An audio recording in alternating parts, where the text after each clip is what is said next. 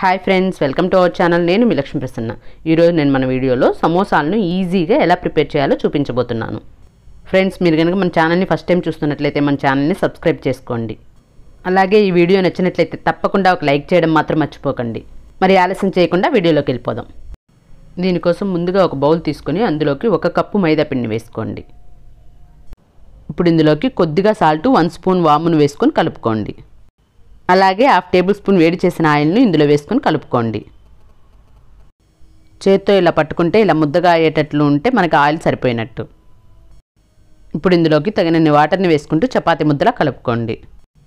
చూడండి, పిండి అనేది ఈ కన్సిస్టెన్సీలో ఉండే విధంగా కలుపుకోండి. ఇలా కలుపుకున్న తర్వాత దీనిపై మూత పెట్టి ఒక 10 నిమిషాలు పక్కన పెట్టుకోండి.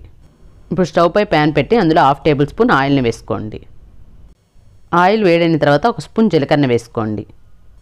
జీలకర్ర ఫ్రై అయిన తర్వాత చిన్న చిన్న ముక్కలుగా కట్ చేసిన ఒక ఉల్లిపాయను వేసుకొని ఫ్రై చేసుకోండి. అలాగే కట్ చేసి పెట్టుకున్న 2 పచ్చిమిర్చిని కూడా వేసుకొని కలుపుకోండి. ఉల్లిపాయ ముక్కలు గోల్డెన్ బ్రౌన్ కలర్ వచ్చే వరకు ఫ్రై చేసుకోండి. ఉల్లిపాయ ముక్కలు ఇలా గోల్డెన్ బ్రౌన్ కలర్లోకి వచ్చాక కచ్చాపచ్చాగా దంచిన అల్లం వెల్లుల్లి పేస్ట్ను 1 స్పూన్ వేసుకోండి. అల్లం వెల్లుల్లి పేస్ట్ పచ్చివాసన పోయే వరకు ఫ్రై చేసుకోండి. అల్లం వెల్లుల్లి పేస్ట్ పచ్చివాసన పోయే వరకు ఫ్రై చేసిన తర్వాత ఇప్పుడు ఇందులోకి రుచికి సరిపడా సాల్ట్ని వేసుకోండి. అలాగే 1/2 టీ స్పూన్ పసుపును కూడా వేసుకోండి. ఇప్పుడు ఇందులోకి 1 స్పూన్ ధనియాల పొడిని, 1/2 స్పూన్ వేయించి పొడి చేసిన జీలకర్ర పొడిని వేసుకోండి. అలాగే 1/2 స్పూన్ కారాన్ని కూడా వేసుకోండి. ఇప్పుడు వీటన్నిటిని 1 నిమిషం పాటు కలుపుకోండి. ఇప్పుడు ఉడికించిన ఒక పెద్ద ఆలూని ఇలా మ్యాష్ చేసుకొని ఇందులో వేసుకోండి. ఇదంతా బాగా కలిసేటట్లు కలుపుకోండి. ఇలా 1 నిమిషం పాటు బాగా కలుపుకున్న తర్వాత ఇప్పుడు ఇందులోకి బియ్య పిండిని 1 స్పూన్ వేసుకోండి. తిరిగి దీన్ని బాగా కలుపుకోండి. ఇదంతా బాగా కలుపుకున్న తర్వాత ఇప్పుడు ఇందులోకి 1/2 స్పూన్ ఆమ్చూర్ పౌడర్ని వేసుకోండి. మీరు ఈ ప్లేస్లో కొద్దిగా నిమ్మరసాన్నైనా పిండుకోవచ్చు. ఇదంతా బాగా కలుపుకోండి. చివరిగా ఇప్పుడు ఇందులోకి కట్ చేసి పెట్టుకున్న కొత్తిమీరని కూడా వేసుకొని కలుపుకోండి.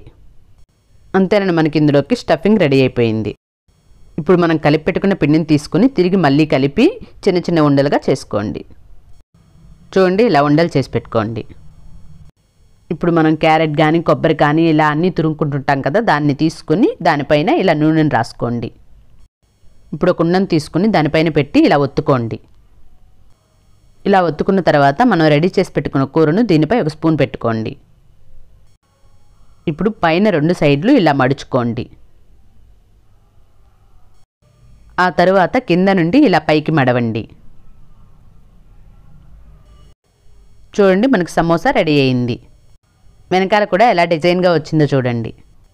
ఇలాగే అన్ని సమోసాలను కూడా రెడీ చేసుకోండి. ఇప్పుడు ఈ సమోసాలను డీప్ ఫ్రై చేసుకోవడం కోసం స్టవ్ పై డీప్ ఫ్రైకి సరిపడా ఆయిల్ని పెట్టుకొని వేడి చేసుకోండి. ఆయిల్ వేడైన తర్వాత ఈ సమోసాలన్నిటిని వేసుకొని ఫ్రై చేసుకోండి. 2 వైపులా తిప్పుకుంటూ ఫ్రై చేసుకోండి. చూడండి, ఇలా 2 వైపులా బాగా కాలిన తర్వాత తీసి ఒక ప్లేట్లోకి ట్రాన్స్ఫర్ చేసుకోండి. అంతేనండి, మనకు చాలా ఈజీగా సమోసాలు రెడీ అయిపోయాయి. మీరు కూడా ట్రై చేసి ఎలా వచ్చిందో మీ ఫీడ్బ్యాక్ని కమెంట్ చేయండి. Thank you for watching.